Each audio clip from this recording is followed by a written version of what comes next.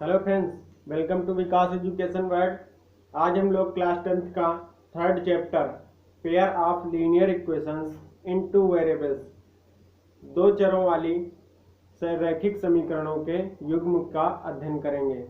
तो यहाँ पे देखिए लीनियर इक्वेशन क्या होती हैं। सबसे पहले हम लोग देखेंगे लीनियर इक्वेशन क्या होती हैं। लीनियर इक्वेशन क्या होती हैं, या इसे हिंदी में कहें तो इसे कहते हैं रैखिक समीकरण। रैखिक समीकरण,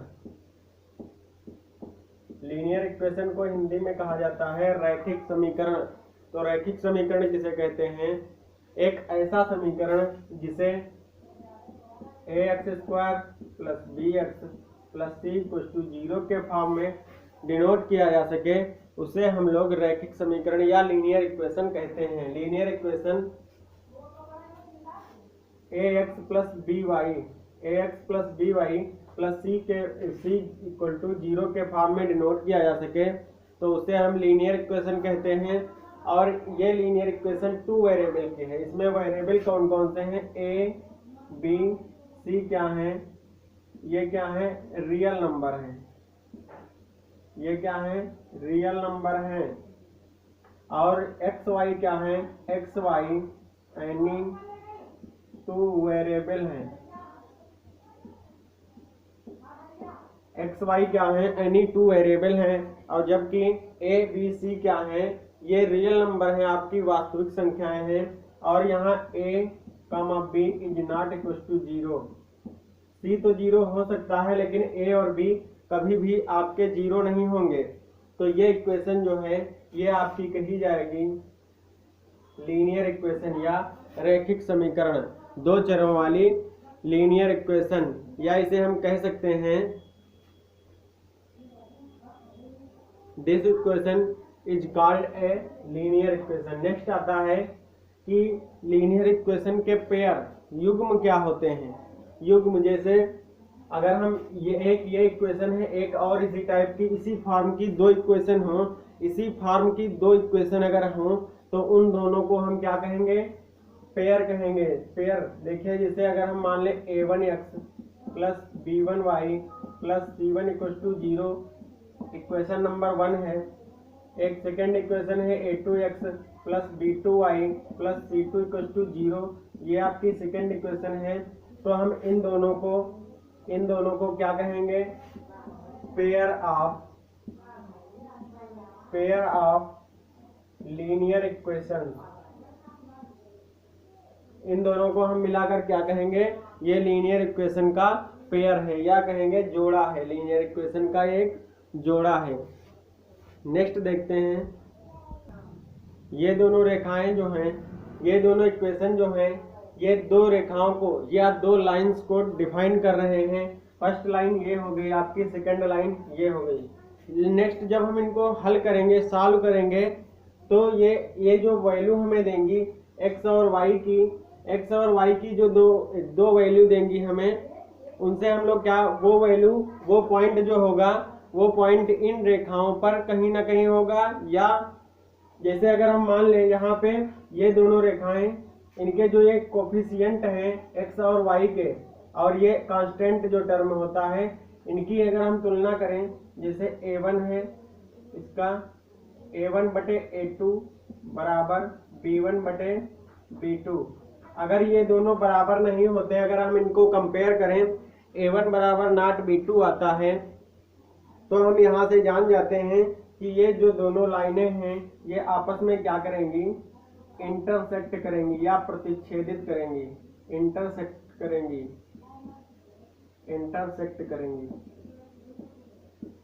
या प्रतिच्छेद करेंगी, एक दूसरे को आपस में काटेंगी।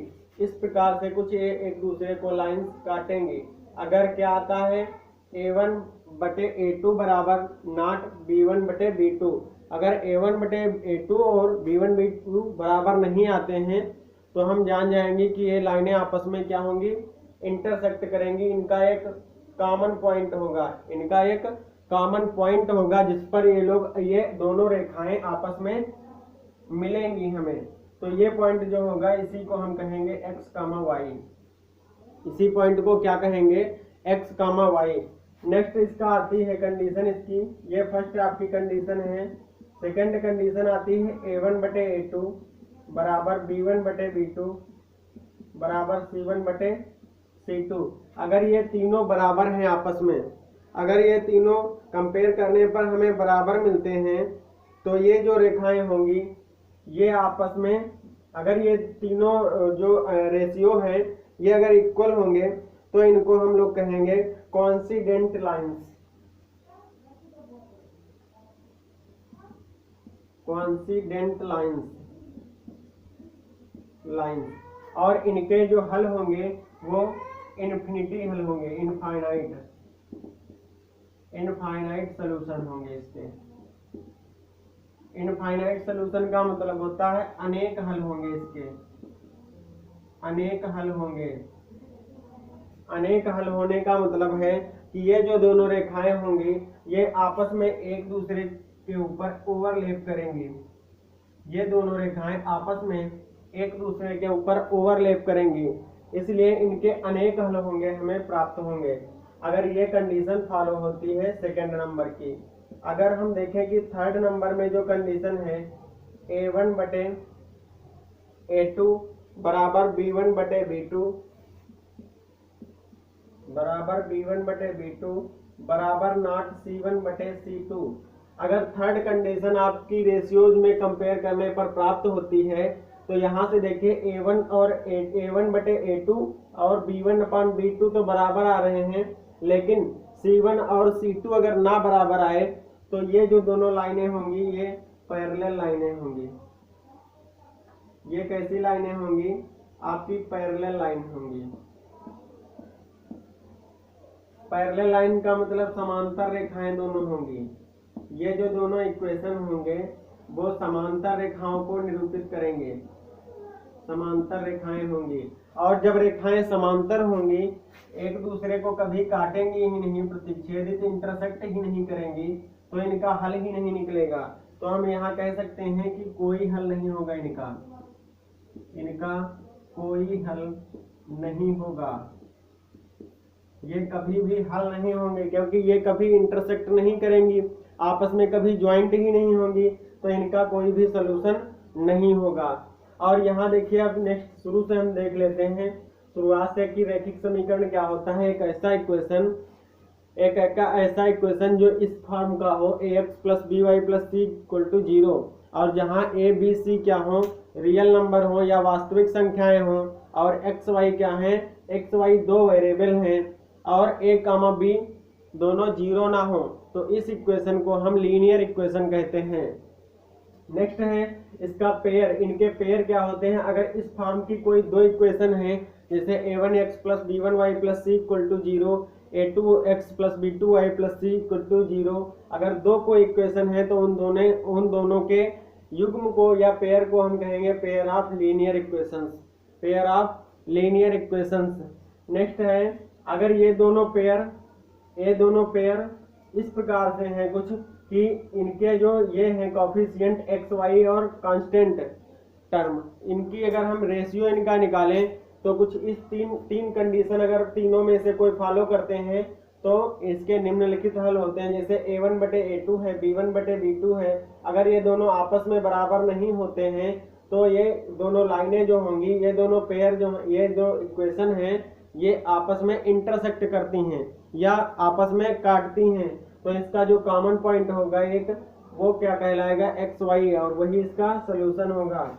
नेक्स्ट है A1/A2 अगर बराबर है B1/B2 के और बराबर है C1/C2 के, तो यहाँ पे जो है, यहाँ पे ये दोनों रेखाएं कैसी कही जाएंगी? आपकी संपाती रेखाएं, हिंदी में अगर कहेंगे तो संपाती रेखाएं या कोइंसिडेंट लाइंस कही जाएंगी।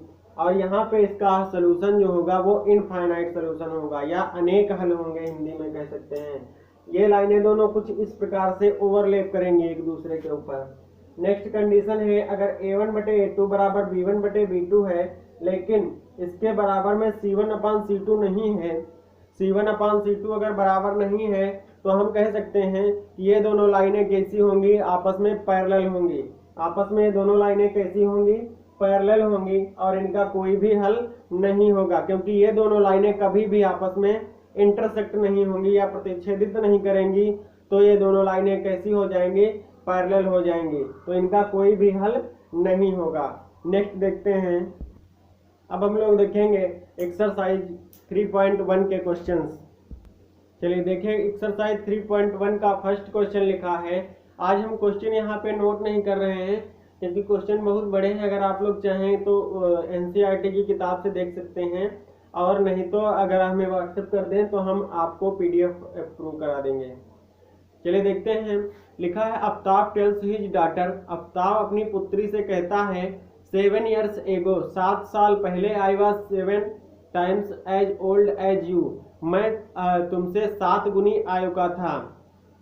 वर then also 3 years from now, लेकिन अब से 3 वर्ष बाद मैं तुमसे केवल 3 गुनी आयु का रह जाऊंगा। I shall be 3 times as old as you will be. Next लिखा है इज नॉट दिस इंटरेस्टिंग, क्या यह मनोरंजक है। Represent this situation algebraically and graphically, कह रहा है इस स्थिति को बीजगणितीय तथा ग्राफीय रूपों में व्यक्त कीजिए।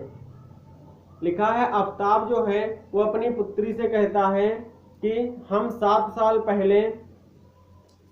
पहले हम तुम्हारी आयु के 3 गुने थे, 7 गुने थे। कह रहा है, मान लेते हैं let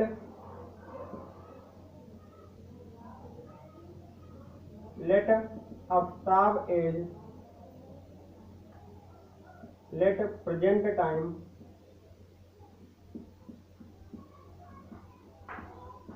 Aftab age is equal to x year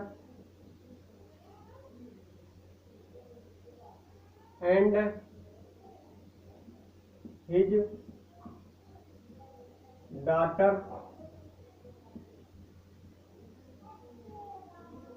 age is equal to y year।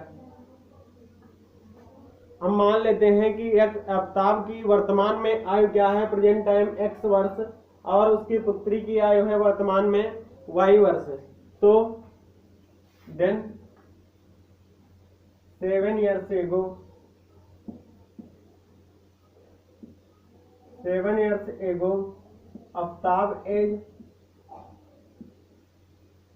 Aftab की एज क्या हो जाएगी, x माइनस 7 years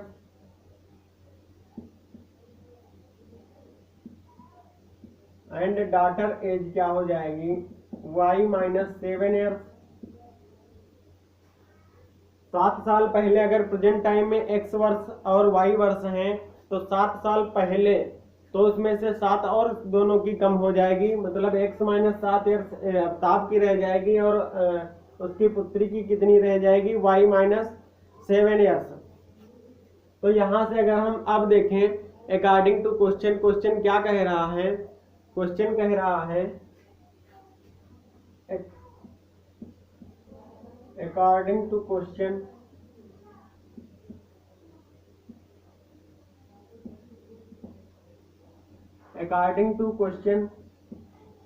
क्या कह रहा है कि जो 7 वर्ष पहले थी आफ्ताब की आयु, वो अपनी पुत्री की 7 गुना था, वो अपनी पुत्री की आयु का 7 गुना था। तो 7 वर्ष पहले आफ्ताब की आयु कितनी है, x माइनस 7, और उसकी पुत्री की आयु कितनी है, y माइनस 7। तो कह रहा है ये 3 गुना था, तो अगर हम उसकी पुत्री की आयु 3 गुनी कर दें तो ये दोनों बराबर मान हो जाएंगे। अगर देखिए x माइनस 7 y माइनस 7 से क्या था, 3 गुना ज्यादा था, तो अगर हम इसमें 3 गुना गुणा कर दें 3 से, तो ये दोनों आपस में क्या हो जाएंगे, बराबर। तो यहाँ से अगर हम निकालेंगे इसकी वैल्यू तो ये आ जाएगी 3y माइनस 21। अगर इसको इधर ले आएंगे प्लस 21 में से 7 चले जाएंगे, कितने बचेंगे, 14, बराबर क्या हो जाएगा, 0। ये आपकी हो गई इक्वेशन नंबर 1। नेक्स्ट क्वेश्चन कह रहा है कि 3 साल बाद, कितने साल बाद, 3 वर्ष बाद, तो आफ्टर 3 years आफ्ताब एज कितनी हो जाएगी x+3 एंड डॉटर एज कितनी हो जाएगी उसकी, डॉटर एज कितनी हो जाएगी y+3, क्योंकि करंट में उसकी कितनी है प्रेजेंट टाइम में x और y, तो 3 साल बाद, अब से 3 साल बाद हम जोड़ेंगे तो x+3 और y+3 हो जाएगी। और कह रहा है मैं तुमसे केवल 3 गुनी आयु का रह जाऊंगा। अब ये कितने हैं 3 गुना है, तो x+3 y+3 का 3 गुना हो जाएगा। पहले कितना था 7 साल पहले 7 गुने थे, लेकिन 3 वर्ष बाद केवल 3 गुने रह जाएंगे। तो यहाँ से अगर हम इसको सॉल्व करेंगे तो 3y+9, तो x - 3y - 6 बराबर 0। ये आपकी आ गई इक्वेशन नंबर सेकेंड। तो ये तो हो गया आपका एल्जेब्रिक रूप या या बीजगणितीय। ये कैसा हो गया आपका बीजगणितीय रूप हो गया, एल्जेब्रिक रूप हो गया ये। और इसको हमें दिखाना है ग्राफिकली या ग्राफीय रूप में। तो ग्राफीय रूप में हम एक ग्राफ बना लें, इस प्रकार से कुछ। ये आपकी y है -y, ये +y है, ये +x है, ये -x है। यहाँ पे कुछ पॉइंट लिख लें 1 2 3 4 5 6।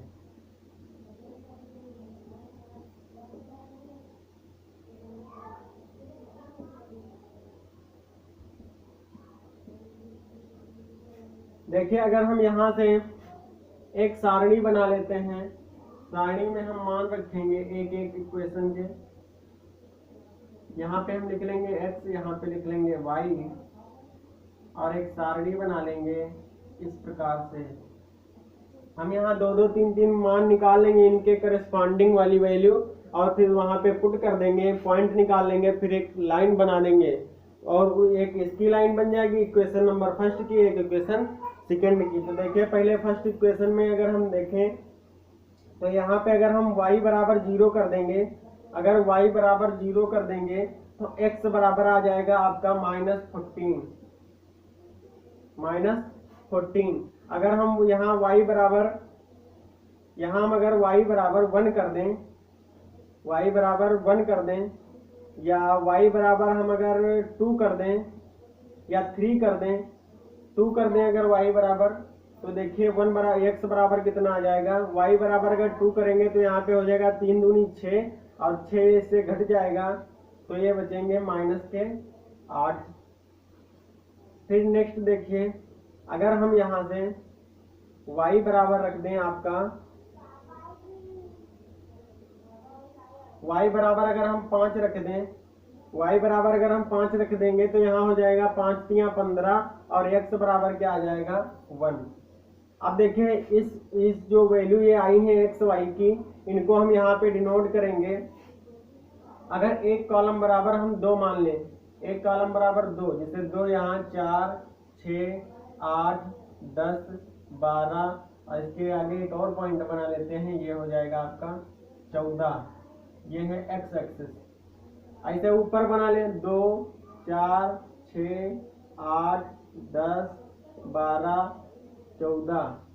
ऐसे इधर लिख लें 2 -2 -4 -6 -8 -10 -12 -14। ऐसे नीचे लिख लें 1 2 3 4 5 6 7 8 -2 -4 -6 -8 -10 -12 -14। अब यहाँ से देखिए अगर x बराबर -14 है, और y बराबर क्या है 0, तो ये पॉइंट कहाँ पर आएगा, यहाँ पर -14, ये पॉइंट एक यहाँ पे आ गया फर्स्ट इक्वेशन का। दूसरी इक्वेशन उसी इक्वेशन का सेकेंड पॉइंट अगर हम देखें तो आ रहा है y बराबर 2, और y बराबर 2 आ रहा है, और x बराबर -8 आ रहा है। एक यहाँ पे आ रहा है और y बराबर 2 यहाँ पे आ रहा है। ये आपका हो गया -8 और 2, ये लगभग यहाँ पे आ जाएगा आपका। ऐसे अगर हम देखें इसके सीध में तो यहाँ पे कहीं पे आएगा -8, 2। इसी प्रकार से अगर हम 1 और 5 देखें, x बराबर जब हम 1 रखेंगे यहाँ पे कहीं पे होगा और y बराबर कितना आ जाएगा 5, तो 4 1 5, यहाँ पे ये कहीं पॉइंट आ जाएगा आपका। ये कितना होगा 1, 5। तो इस प्रकार से अगर हम ये लाइन ड्रा करेंगे, तो ये कुछ इस प्रकार से बनेगी आपकी। इस प्रकार से ये लाइन बनेगी आपकी, ये आपकी हो जाएगी। इसको और आगे बढ़ा लेते हैं इस प्रकार से, और इसका हम नाम इसके ऊपर लिख देते हैं, क्या है, x - 3y + 14 = 0। ये आपकी एक लाइन ड्रा हो गई ग्राफिकली। नेक्स्ट अगर हम सेकेंड लाइन देखेंगे, सेकेंड लाइन की इसी प्रकार से हम टेबल बनाएंगे। सेकेंड लाइन की टेबल बनाएंगे तो एक में x लिखेंगे, एक में y लिखेंगे। देखिए यहाँ पे जब हम y बराबर 0 रखेंगे सेकेंड इक्वेशन में, y बराबर जब 0 रखेंगे, सेकेंड इक्वेशन शायद दिख नहीं रही है तो हम यहाँ फिर से लिख लेते हैं या इधर लिख देते हैं। यहाँ पर सेकेंड इक्वेशन है आपकी x - 3y - 6 = 0। तो देखिए सेकेंड इक्वेशन में जब y बराबर 0 रखेंगे तो x बराबर कितना आ जाएगा, x बराबर आ जाएगा आपका 6।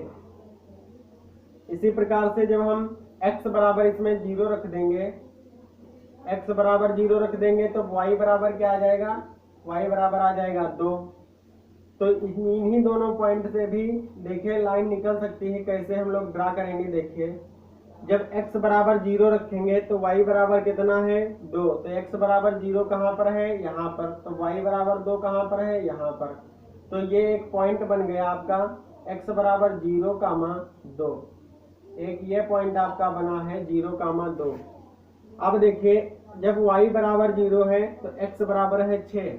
जब y बराबर 0 है तो x बराबर है 6। एक पॉइंट ये आपका बना है 6, 0। अब इसे हम मिला देंगे। जब इसको हम मिला देंगे तो एक लाइन कुछ इस प्रकार से बन जाएगी आपकी, इस प्रकार से कुछ बन जाएगी। इस लाइन को भी हम नाम दे देंगे इसका,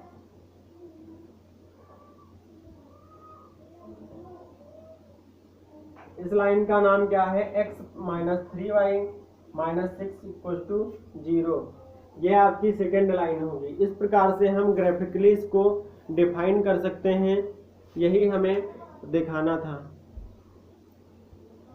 तो ये आपका हो गया algebraic proof, algebraic form, equation first, equation second, और ये आपका हो गया ग्राफिकल फॉर्म। ये आपका क्वेश्चन नंबर 1 इस प्रकार से कंप्लीट होता है। क्वेश्चन नंबर सेकंड देखेंगे। नेक्स्ट क्वेश्चन नंबर 2 लिखा है, the coach of a cricket team buys 3 bats and 6 balls for 3900 rupees. तो एक जो कोच होता है टीम का, उसने 3 बल्ले और 6 बॉल्स खरीदे थे 3900 रुपये में। नेक्स्ट है, later she buys another bat and 3 more balls of same kind of for 1300 rupees. Represent this situation algebraically and geometrically. तो हमें यह भी बीजगणितीय रूप में और ज्यामितीय रूप में दिखाना है। तो देखिए कैसे हम लोग दिखाएंगे। क्वेश्चन लिखा है, एक क्रिकेट टीम के कोच ने 3900 रुपये में 3 बल्ले तथा 6 गेंदें खरीदा। तो हम मान लेंगे कि एक बल्ले का मूल्य x रुपये है और एक गेंद का मूल्य y रुपये है। तो देखिए, let the cost of 1 bat equal to x rupees. Next है, and the cost of 1 ball equal to y rupees.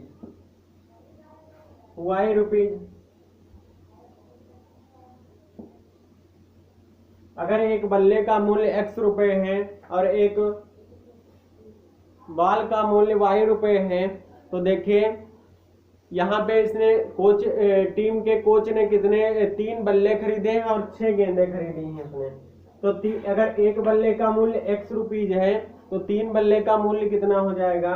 According to question या हम लिख सकते हैं therefore the cost of 3 bats equals to 3x rupees. Next है and the cost of 3 balls equals to 3y rupees. अब देखिए question according to question क्या कह रहा है। अकॉर्डिंग टू क्वेश्चन कह रहा है 3 बल्ले का मूल्य और 6 गेंदे थी, यहाँ 6 balls थे, 6 balls लिख कर लीजिए। 3 गेंदे और 3 बल्ले और 6 गेंदों का मूल्य कितना है 3900 रुपए। तो हम 3x plus 6y equal to 3900 रुपी कर सकते हैं। इक्वेशन नंबर 1 बन गई आपकी। इक्वेशन नंबर 1 बन गई आपकी। नेक्स्ट देखते हैं, नेक्स्ट क्या लिखा है। थोड़ी देर बाद या कुछ समय बाद वो फिर से एक बल्ला और उसी प्रकार की 3 गेंदे 1300 रुपए में खरीदा। तो next the cost of 3 balls is equal to 3y rupees. तो क्वेश्चन क्या कह रहा है, एक गेंद, एक बैट और 3y 3 गेंदों का मूल्य कितना है 1300 रुपीज। यह आपकी बन गई सेकेंड इक्वेशन। तो हम लोग देखेंगे कि इसको किस प्रकार से दोनों इक्वेशन सॉल्व करेंगे। देखिए यहाँ पे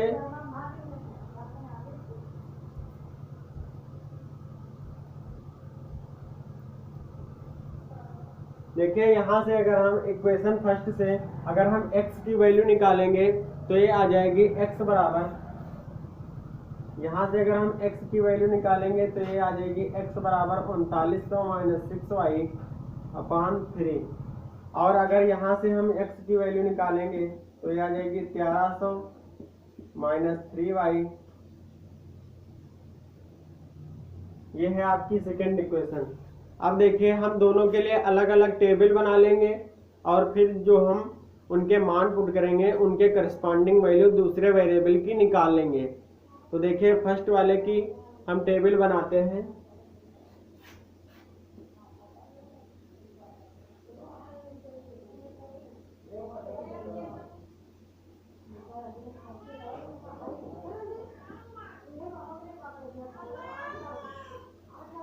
एक्स वाई की इस प्रकार से हम वैल्यू निकालेंगे। तो सबसे पहले हम y बराबर 500 रखेंगे। y बराबर अगर हम 500 रखेंगे तो यहाँ देखिए अगर y बराबर 500 रख देंगे तो 500 की 6 से मल्टीप्लाई होगी तो वो हो जाएंगे 3000। 3900 में से 3000 चले जाएंगे, बचेंगे 900 और 900 बटे 3 हो जाएगा तो ये आ जाएगी 300। तो x की वैल्यू क्या आ जाएगी 300। इसी प्रकार से हम y का सेकंड मान रखेंगे। तो y का सेकंड मान हम रखेंगे 600। 600 जब हम मान रख देंगे तो यहाँ पे हो जाएगा 6 4 3600। 3600 3900 में से घट जाएगा तो बचेगा 300। 300 बटे 3 हो जाएगा, ये आ जाएगा आपका 100x की वैल्यू। नेक्स्ट हम लोग अगर y बराबर 700 रख देंगे, y बराबर 700 रख देंगे तो यहाँ पे हो जाएगा आपका 4200। या दो ही वैल्यू रखें, दो ही से हम लाइन ड्रा करेंगे, 2 पॉइंट से हम लाइन ड्रा कर देंगे। नेक्स्ट है अगर हम ये इसकी टेबल बनाएंगे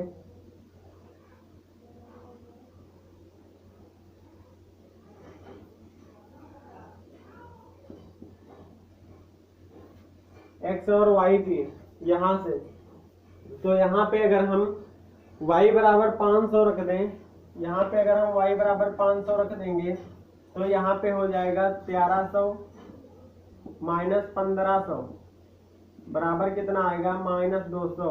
तो x की वैल्यू कितनी आ जाएगी -200। नेक्स्ट अगर हम y का मान कुछ कम रखेंगे, जैसे y का मान या तो 600 रख दें, 600 रख दें। y का मान अगर हम 600 रखेंगे यहाँ पे तो ये हो जाएगा 1300 माइनस 1800 बराबर ये कितना हो जाएगा माइनस का 600। तो ऊपर कितना आ जाएगा 500 माइनस का 500 आ जाएगा। इस प्रकार से ये दोनों टेबल बन जाएंगी। दो कम से कम दो वैल्यू जरूर हम लोग रख के निकाल लेंगे कि उसके करस्पॉन्डिंग वैल्यू दूसरे वेरिएबल की, फिर हम एक ग्राफ ड्रा करेंगे।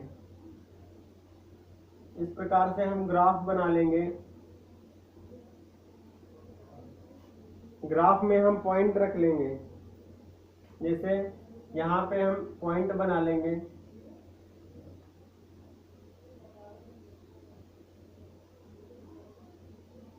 ऐसे नीचे भी बना लेंगे।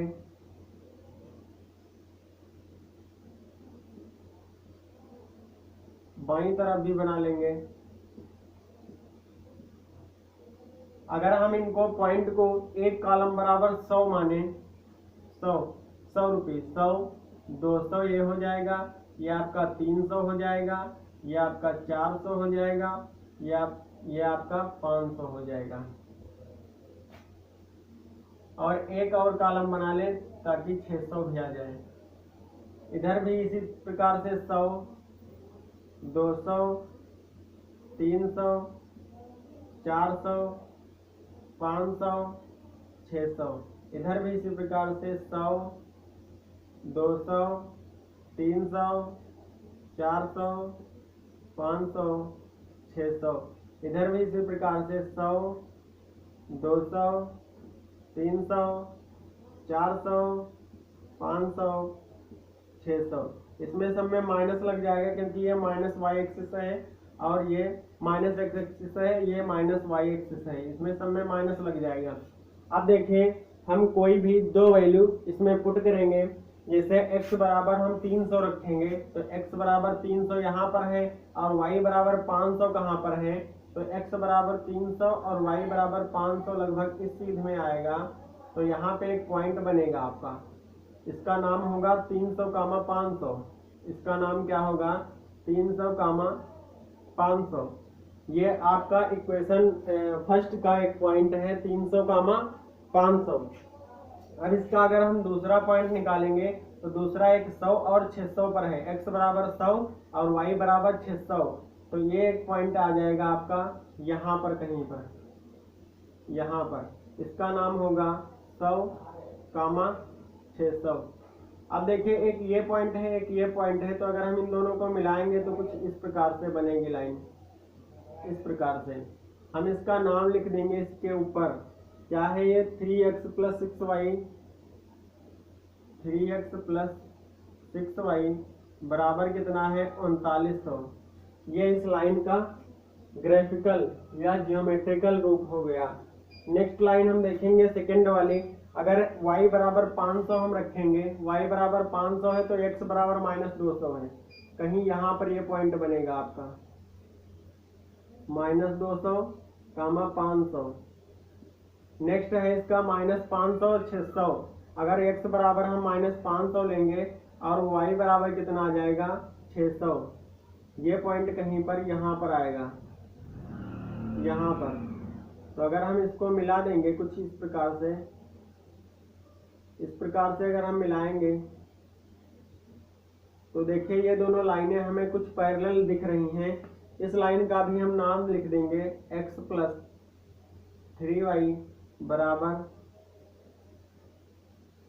1300। इस प्रकार से हमारी दोनों लाइनें ड्रा हो जाएंगी। तो ये इसका हो जाएगा जियोमेट्रिकल फॉर्म या जियोमेट्रिकल रूप। नेक्स्ट क्वेश्चन है, थर्ड नंबर क्वेश्चन है, the cost of 2 kg of apples and 1 kg of grapes on a day was found to be 160 rupees. कह रहा है 2 किलो सेब और 1 किलो अंगूर का मूल्य जो है वो 160 रुपये है। तो यहाँ से अगर हम देख लें, मान लें कि let the cost of 1 kg apples 1 kg apple, 1 किलो सेब का मूल्य क्या है, अगर हम x रुपीज मान लें, x रुपीज मान लें और the cost of 1 kg grapes, 1 किलो अंगूर का मूल्य हम मान लें y रुपीज है, तो 3 किलो 2 किलो सेब का मूल्य कितना हो जाएगा, the cost of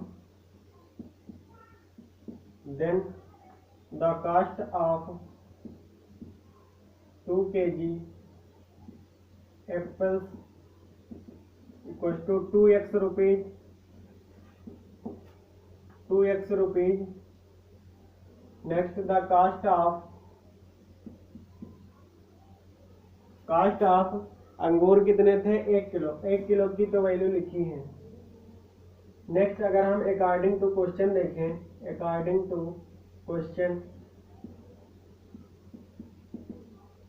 to question क्या लिखा है, 2 किलो सेब और 1 किलो अंगूर का मूल्य है 160 रुपये।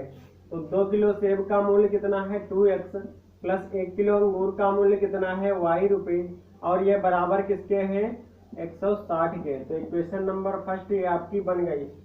नेक्स्ट लिखा है आफ्टर ए मंथ, 1 महीने बाद, the cost of 4 kg of apples and 2 kg of grapes is 300 rupees. Represent the situation वही बीजगणितीय रूप में और ज्यामितीय रूप में, जियोमेट्रिकली और एल्जेब्रिकली। तो देखिए 1 महीने बाद उसका रेट क्या हो गया था, 1 महीने बाद उसका रेट हो गया था 4 किलो एप्पल्स और 2 किलो ग्रेप्स का। 4 किलो एप्पल्स का हो जाएगा 4x और 2 किलो ग्रेप्स का हो जाएगा 2y, और ये बराबर किसके हैं, तो ये बराबर है 300 के। इसका मूल्य अब कितना हो गया है 300। तो ये आपकी बन गई इक्वेशन नंबर सेकंड, ये आपकी बन गई इक्वेशन नंबर सेकंड। तो यहाँ से अगर हम देखेंगे दोनों इक्वेशन को सॉल्व करेंगे, तो देखिए अगर हम दोनों इक्वेशन के लिए एक टेबल बनाएंगे, तो ये तो अब आपका हो गया कौन, एल्जेब्रिकली रूप, बीजगणितीय रूप। अब हमें इसको दिखाना है जियोमेट्रिकली रूप में। तो जियोमेट्रिकली कैसे हम दिखाएंगे, इनकी हमें एक एक टेबल बनाएंगे दोनों की, जिसे यहाँ से अगर हम देखें x बराबर क्या हो जाएगा, इक्वेशन फर्स्ट से 160 माइनस वाई इक्वल टू 2/2। तो यहाँ से अगर हम इसकी फर्स्ट वाले की टेबल बनाएंगे, देखिए फर्स्ट वाले की टेबल कुछ इस प्रकार से बनाइए। केवल 2 ही वैल्यू निकालिए तब भी आपकी लाइन ड्रा हो जाएगी, या 3 भी निकाल सकते हैं आप, जैसे 3 भी निकालना चाहें तो 3 भी निकाल सकते हैं, जितनी चाहें वो करस्पॉन्डिंग वैल्यू उतनी निकाल सकते हैं। उसके बाद लाइन वही बनेगी। तो यहाँ पे हम लोग लिख लेंगे x, यहाँ पे लिखेंगे y। तो देखिए अगर हम y का मान यहाँ पे कितना रख दें, y का मान अगर हम 60 रख दें, y का मान अगर हम यहाँ पे 60 रख देंगे, अगर इसमें से 160 में से 60 घट जाएगा तो बचेगा 100 और बटे 2, तो ये कितना आ जाएगा, x बराबर कितना आ जाएगा 50। x बराबर यहाँ से कितना आ जाएगा 50।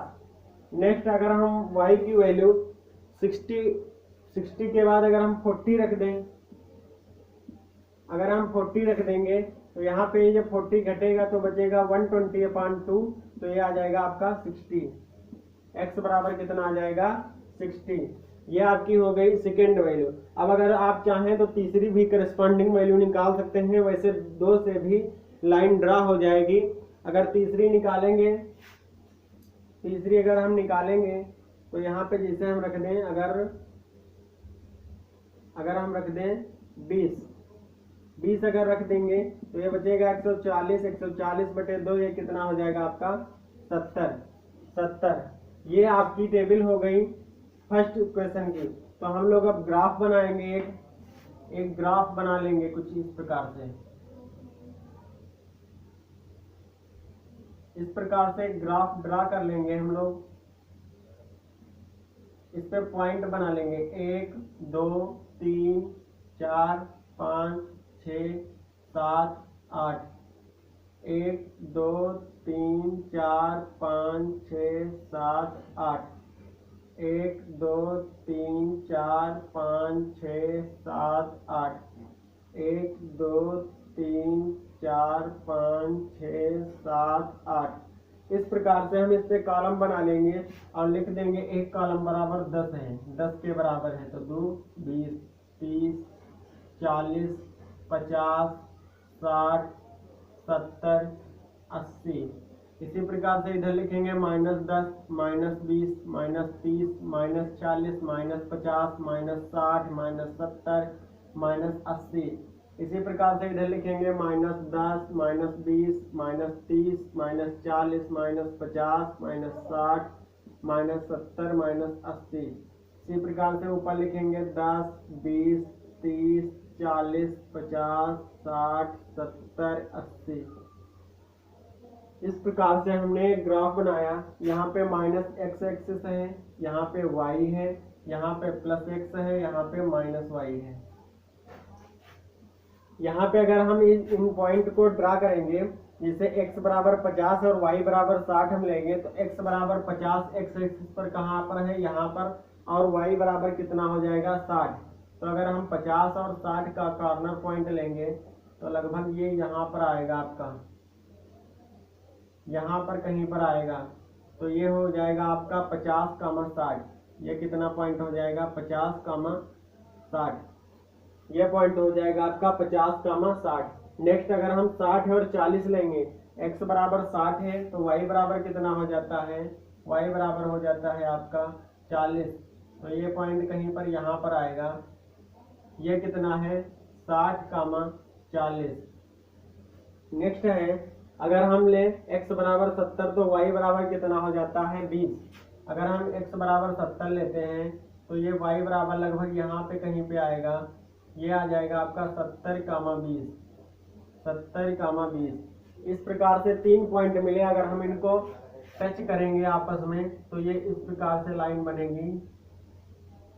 ये जो लाइन बनी है इसे हम इक्वेशन नंबर 1 दे सकते हैं। कितनी लिखी है 2x + y बराबर 160। ये एक लाइन आपकी हो जाएगी। नेक्स्ट अगर हम सेकेंड लाइन देखेंगे, सेकेंड लाइन के इक्वेशन का हम पहले टेबल बनाएंगे सेकेंड इक्वेशन की। तो सेकेंड इक्वेशन की यहाँ पे टेबल बनाएंगे पहले।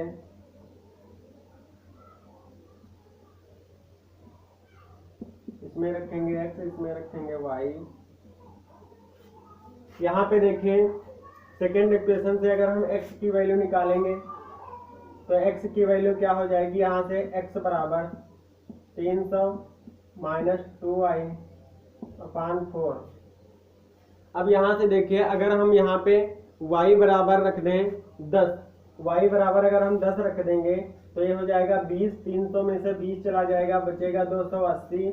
280 को 4 से अगर हम डिवाइड करेंगे तो ये आ जाएगा आपका 70। y बराबर जब कितना था 10, जब y बराबर 10 था तो x बराबर कितना आया 70। इसी प्रकार से नेक्स्ट देखेंगे अगर हम यहाँ पर y बराबर रख दें आपका -10, y बराबर अगर हम -10 रख देंगे तो ये हो जाएगा 20। ये हो जाएगा टोटल जुड़ के 320/4। ये हो जाएगा आपका 80। 80/-10। अगर हम यहाँ पे रख दें 20 दूनी 40, बचेगा 260। अगर हम यहाँ पे रखें 0, y बराबर अगर हम 0 रख देंगे तो ये आपका आ जाएगा 4 से 28। अगर हम y बराबर 0 रख देंगे तो 300/4 हो जाएगा। ये आपका आ जाएगा 75।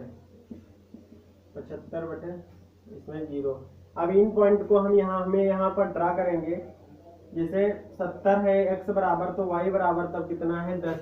जब y बराबर कितना है 10, तो x बराबर कितना है 70। तो ये पॉइंट लगभग यहाँ पे आएगा, इसका नाम होगा 70, 10। नेक्स्ट है जब x बराबर है 80 तब y बराबर कितना है -10। जब x बराबर है 80 तब y बराबर है -10। ये पॉइंट कहीं पर यहाँ पे आएगा 80, -10। नेक्स्ट अगर हम देखेंगे x बराबर 75 है तब y बराबर 0 है। x बराबर 75 है तब y बराबर 0 है। यह पॉइंट यहाँ पर कहीं पर होगा। अगर हम इन तीनों को मिलाएंगे तो तीनों पॉइंट को, तो ये जो लाइन बनेगी ये कुछ इस प्रकार से बनेगी। ये लाइन इस प्रकार से बनेगी। ये लाइनें दोनों आपस में क्या होंगी? ये दोनों लाइनें आपस में पैरेलल होंगी। इसका हम नाम रख देंगे 4x + 2y बराबर 300। ये आपकी सेकेंड लाइन बन जाएगी। इस प्रकार से एक्सरसाइज खत्म हो रही है। अगर आप लोगों को वीडियो पसंद आई है तो वीडियो को लाइक ज़रूर करें प्लीज़, और हमारे चैनल को सब्सक्राइब जरूर कर लें। Thank you class.